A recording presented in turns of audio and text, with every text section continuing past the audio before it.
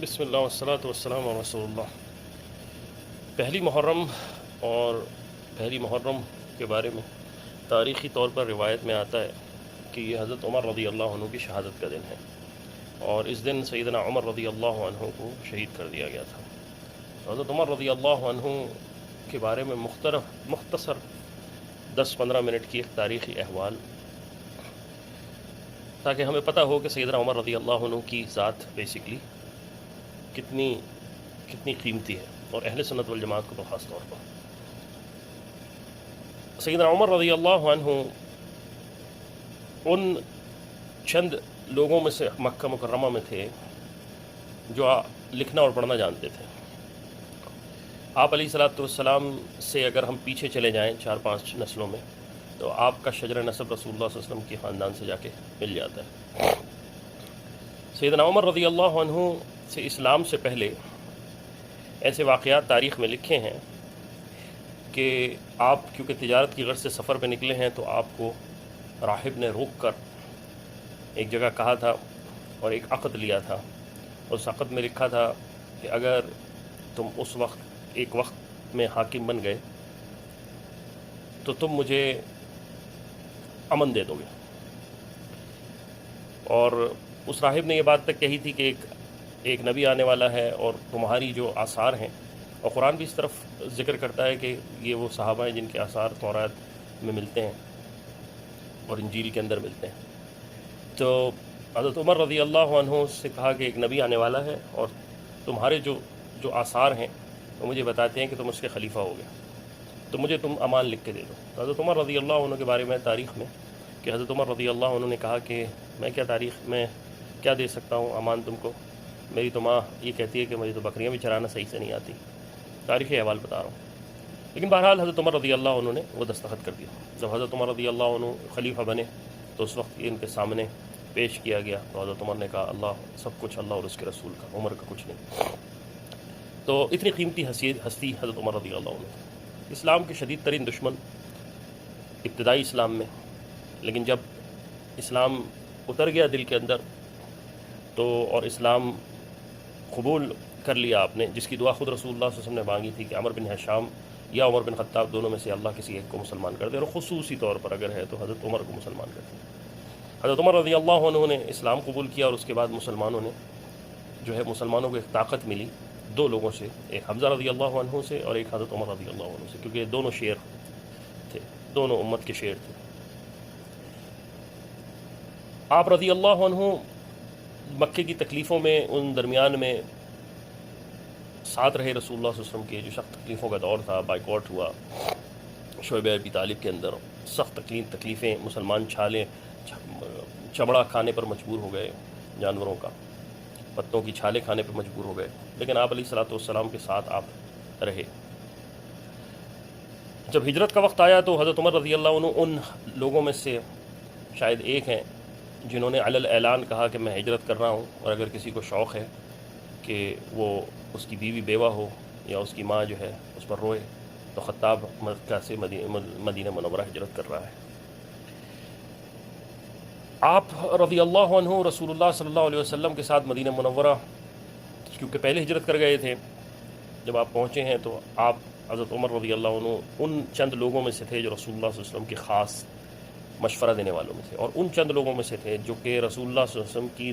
موجودگی میں بھی فتویٰ دیا کرتے تھے، یعنی ان سے لوگ مسائل پوچھ کے مسائل معلوم کر لیتے تھے۔ آپ رضی اللہ عنہ کے بارے میں بیش بہا حدیثیں آپ علیہ الصلوۃ والسلام نے فرمائیں،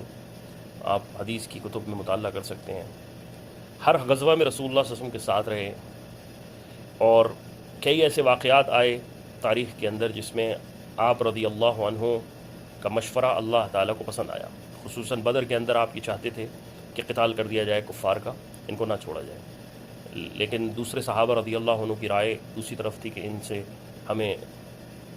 لکھنا پڑھنا سیکھ لینا چاہیے اور ان سے ٹریڈ کر لینی چاہیے مال کے عوض۔ تو اللہ سبحانہ و تعالیٰ چاہتے تھے کہ کفار نے جو دشمنی مسلمان کے ساتھ دکھائی ہے وہ اللہ سبحانہ و تعالیٰ چاہتے تھے قتال کر دیا جائے، لیکن کیونکہ مشورہ کیا گیا تھا اس لیے مشورے میں خیر ہوتی ہے۔ دوسرا ایک واقعہ ایک منافق کی نماز جنازہ کا پیش آیا، جہاں پر حضرت عمر رضی اللہ عنہ نے اللہ کے رسول علیہ الصلوۃ والسلام سے کہا اللہ کے رسول آپ منافق کی نماز جنازہ نہ پڑھائیں، اللہ کے رسول نے پڑھا دی، اس کے بعد اللہ تعالیٰ کی طرف سے پھر وحی آئی، اور اس کے بعد رسول اللہ صلی اللہ علیہ وسلم نے کسی منافق کی نماز جنازہ نہیں پڑھائی۔ آپ رضی اللہ عنہ تمام کے تمام غزوات میں، حج میں آپ علیہ الصلوۃ والسلام کے ساتھ رہے۔ آپ رضی اللہ عنہ نے بیت رضوان میں رسول اللہ صلی اللہ علیہ وسلم سے کہا کہ اللہ کے رسول، ہم کیوں اتنا نیچے ہو کے اپنے آپ کو اتنا لیٹ ڈاؤن کر کے ان شرائط پر وہ کر رہے ہیں، لیکن بعد میں آپ اس بات پر افسوس محسوس کرتے تھے کہ آپ نے یہ کیوں کہا۔ اس کے بعد لیکن ایک بات تھی کہ میں اس بات کو اس وجہ سے لایا ہوں کہ تاریخی طور پر آپ کی رائے لی جاتی تھی۔ حضرت عمر رضی اللہ عنہ کے بارے میں عرفات کے میدان میں اللہ کے رسول نے فرمایا، آج میرے سامنے اللہ تم پر فخر کر رہا ہے، خصوصاً خطاب کے بیٹے کے اوپر۔ تو یہ اعزاز سیدنا عمر رضی اللہ عنہ کو حاصل ہے۔ جب رسول اللہ صلی اللہ علیہ وسلم کا وصال ہوا تو آپ عمر رضی اللہ عنہ کے بارے میں مشہور ہے، آپ تلوار لے کے کھڑے تھے کہ خبردار جس نے کہا اللہ کے رسول وصال کر گئے میں اس کی گردن اتار دوں گا، وہ اللہ سے ملنے گئے ابھی آنے والے۔ لیکن پھر حضرت ابو بکر صدیق رضی اللہ عنہ نے امت کی کمان سنبھالی، اور جب حضرت ابو بکر صدیق رضی اللہ عنہ کا جو خلافت تھی 3-3.5 سال کی وہ ختم ہوئی، تو ابو بکر صدیق رضی اللہ عنہ نے ڈائریکٹ نامینیشن کی حضرت عمر رضی اللہ عنہ کے لیے۔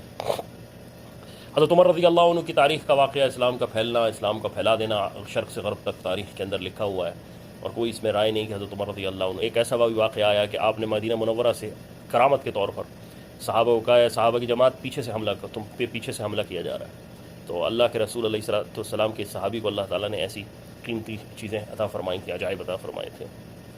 آپ رضی اللہ عنہ نے انصاف و عدل قائم کیا، یہاں تک کہ کرتا کا سوال کرنے والے نے آپ سے سوال کیا تو آپ نے اس کا جواب دیا۔ آپ رضی اللہ عنہ کے دور میں لوگوں نے بڑے مہر رکھنا شروع کر دیے، تو حضرت عمر نے فرمایا لوگوں بڑے بڑے مہر نہ رکھو۔ ایک عورت کھڑی اور کہا کہ اللہ تعالیٰ کہتا ہے کہ سونے کے بڑے بڑے خزانے دے دو، مفہوم بتا رہا ہوں۔ تو اے عمر، آپ عمر رضی اللہ عنہ اس وقت خاموش ہو گئے۔ قرآن سن کر حضرت عمر رضی اللہ عنہ خاموش ہو جایا کرتے تھے۔ آپ رضی اللہ عنہ رسول اللہ صلی اللہ علیہ وسلم سے نسبت قائم تعلق کرنے کے لیے سیدنا علی رضی اللہ عنہ کی ایک بیٹی جو حضرت فاطمہ رضی اللہ عنہ کے بدن سے تھیں، ان سے نکاح کیا، یعنی آپ داماد تھے سیدنا علی رضی اللہ عنہ کے لیے۔ جب شہید کیا گیا اور دفن کیا جانے لگا تو حضرت عمر رضی اللہ عنہ کی قبر پر حضرت علی رو رہے تھے اور کہہ رہے تھے کہ صدقت، میں نے اللہ کے رسول علیہ الصلوۃ والسلام سے کئی بار سنا کہ میں ابو بکر اور عمر۔ اور جب حضرت عمر رضی اللہ عنہ کو شہید کر دیا گیا تو آپ نے ایک شورا بنائی، اور اس شورا کے اندر لوگوں کو کہا کہ تمہیں یہ حق ہے۔ جب جنازے کے لیے لے جانے لگے تو کہا بیٹے سے کہ بیٹا اماں عائشہ سے پوچھ لینا آخری وقت میں بھی، کیونکہ میں اب خلیفہ نہیں ہوں۔ آخری میں ایک بات، جس رستے پہ تم ہو گزرتے عمر، خوف کھاتا ہے شیطان اس راہ پر، مانگی جس کے لیے خود نبی نے دعا، ایسا اس کا ہے امت لو لاکھ پر، جس کے قتل کے ارادے سے نکلے عمر، سب لٹا ڈالا اپنا اسی ذات پر، ہے عمر کا محل خود نبی نے کہا، یاقوت عمر جان ہے اس کی دیوا پر، جو وہ کہتے تھے بنتی تھی اکثر وہی، تھا یہ عصر نبی ان کی ذات پر، جب قبر میں لٹایا تو نبی سے سنا، خود نبی نے کہا میں ابو بکر اور عمر، دعا اپنی ہے رب سے بس اتنی عمر، پسند آئے نبی کو یہ نظم عمر۔ جزاکم اللہ خیر۔